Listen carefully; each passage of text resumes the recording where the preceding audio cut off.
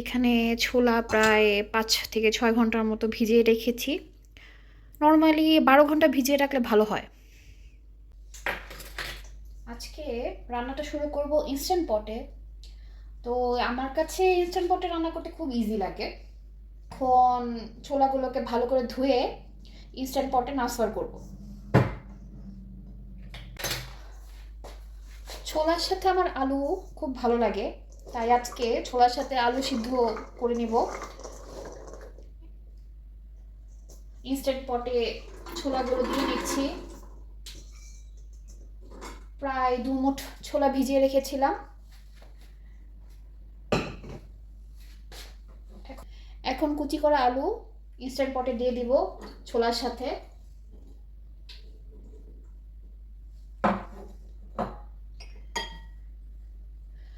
সামান্য একটু লবণ দিয়ে সিদ্ধ করে নিব।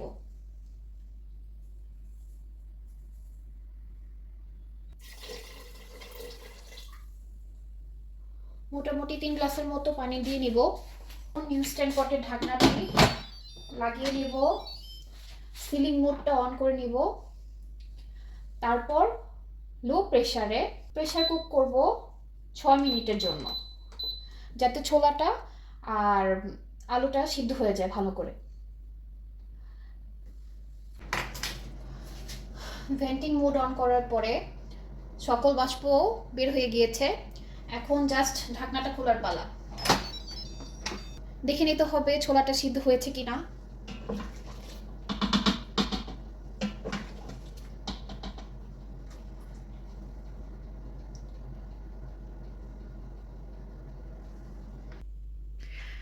আজকে আমি ছোলা রান্না করার জন্য ইউজ করব সরিষার তেল। আমার সরিষার তেলের ঝাঁজটা খুবই ভালো লাগে, এর জন্য আমি সরিষার তেল দিয়ে রান্না করতে চেষ্টা করি। সাথে আছে হচ্ছে আলু কুচি, পেঁয়াজ কুচি, সামান্য লবণ, হলুদের গুঁড়া ১ চা চামচ, মরিচের গুঁড়া ২ চা চামচ, জিরে গুঁড়ো ২ চা চামচ। এখানে কিছু শসা কেটে রেখেছি, টমেটো, রসুন বাটা, সাথে আছে কাঁচামরিচ আর শুকনো মরিচ। চুলায় একটি পাত্র নিয়ে নিব, তারপর চুলাটি অন করে নিব।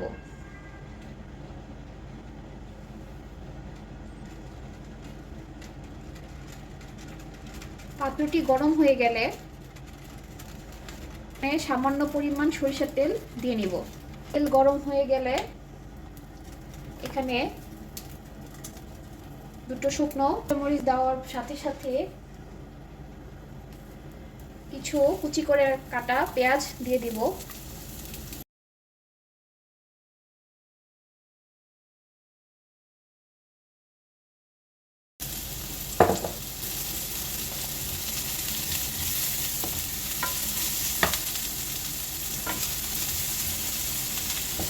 হালকা তাপে ভালো করে ভেজে নিতে হবে।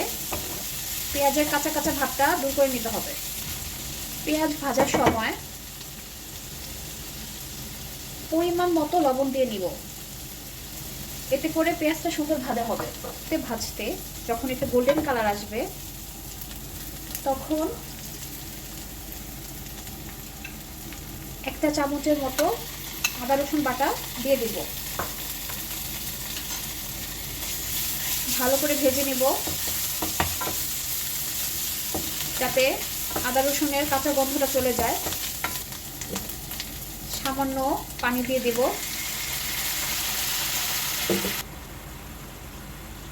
এখন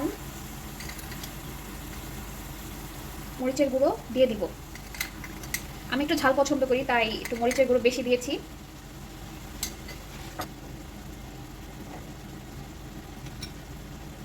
এক চামচের মতো হলুদ,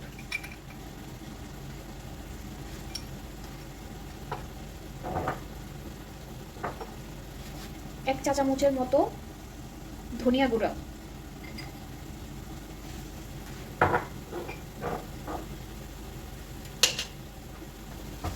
ভালো করে মশলাটি মিশিয়ে কষিয়ে নিতে হবে। আমার আম্মু বলে তরকারি যত ভালো কষানো হবে টেস্ট ততটাই ভালো আসবে।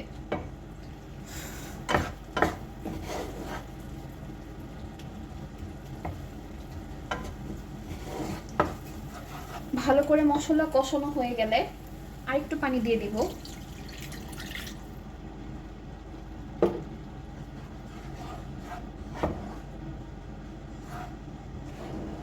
দেখেন কি সুন্দর কালার এসেছে।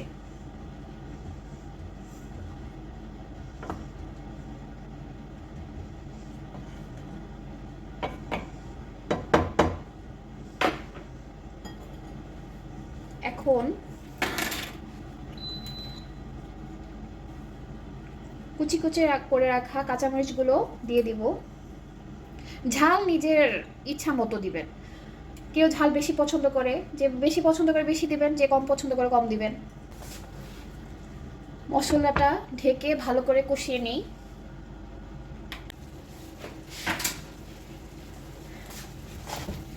এখন ছোলা আর আলু অ্যাড করে দিব।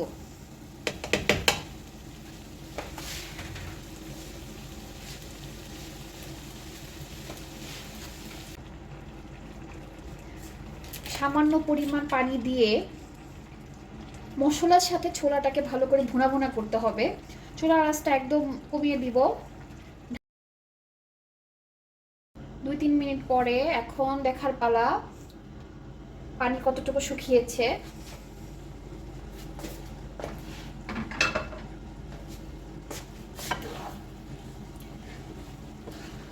ছোলা রান্না প্রায় হয়ে গিয়েছে।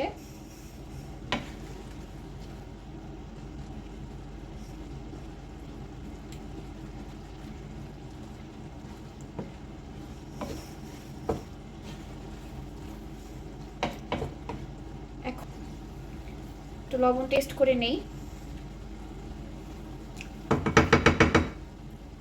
ঠিক আছে।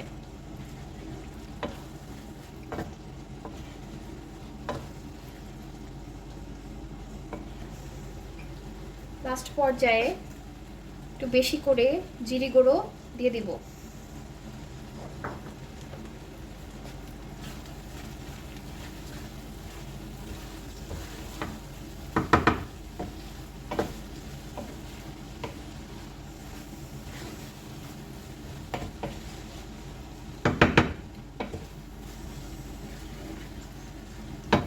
ব্যাস হয়ে গেছে আমার মাখো মাখো ছোলা ভুনা।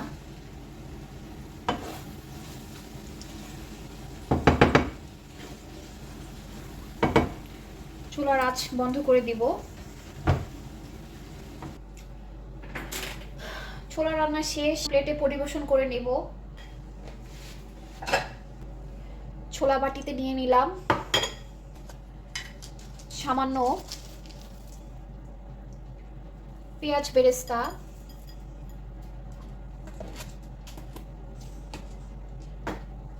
একটু কাঁচা পেঁয়াজ, বেশি পরিমাণ না, অল্প,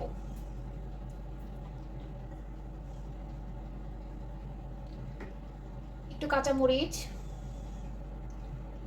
একটু শসা, একটু টমেটো কুচি,